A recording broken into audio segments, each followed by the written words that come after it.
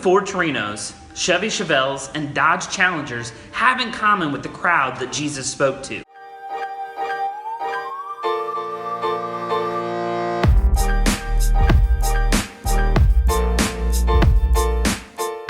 This week, as we examine Mark 3, 7 through 19, Jesus distinguishes for us three groups from among the crowd. Though they may have looked very similar on the outside, on the inside, they were very different. First group we see is what I call the fans. In verses 7 through 12, we see a group of people that have followed Jesus from all over. It describes them as a great crowd. You see, they look for Jesus because of what he has done, not what he has said. They want Jesus for all of his stuff, but not for who he is. Not only that, they're willing to put Jesus' life at risk. They come to him, and because they are coming in upon him much like a crowd on Black Friday, they are causing him to be in great danger, so much so that he asks his disciples to get him a boat in case he needs to escape to the sea. You see, while on the outside, these people look like they were avid followers of Jesus, on the inside, they could care less about him, only what they wanted from him. This crowd still exists today. They exist in church pews across America, looking to see what the church can do for them and their preferences, rather than asking what they can do for Christ and his kingdom. The second group that Jesus calls out are the foes. These foes that stood before Jesus, they appeared to be on Jesus' side. They professed who Jesus actually was. They cried out to him. They bowed before him, yet they were actually demons.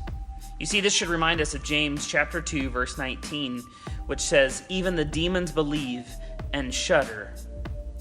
You see, these foes that are before Jesus, though they knew the right things to say, though they were in the right place, their hearts and their allegiances were far from Christ. You see, there are those within the world that also profess the name of Christ, yet their allegiances are not with him, but are seeking their own kingdom.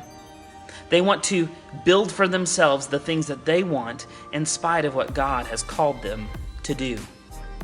The final group of individuals are separate from all the others. You see, Jesus called them out from the crowd.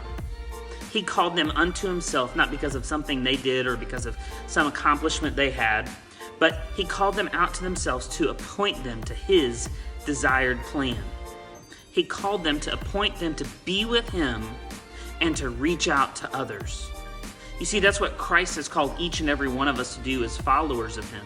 He has called us to remain with him and fellowship with him as we foster a relationship with him in prayer and word and worship.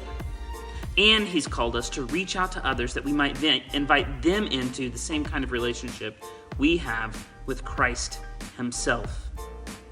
This becomes even more difficult because we realize in the text that Jesus not only called them to be with him, he called them to be with each other. Jesus did not call out an individual to be the Lone Ranger disciple. Rather, he called them to be a body of disciples, a community of believers, that they might together worship Christ, know Christ, and reach out to others. Christ did not call a bunch of people that looked the same, had the same background, had the same hobbies. No, instead, he called people that were very diverse and different to accomplish his kingdom's work for his kingdom's purpose. This is much different attitude than the attitude of the other two groups, because this particular group seeks not their own desires and their own ways, but they seek the kingdom of Christ and his ministry. While distinguishing the make and model of a car may not be very important, I beg of you to discern which of these you are. Are you a fan, a foe, or a follower of Jesus Christ?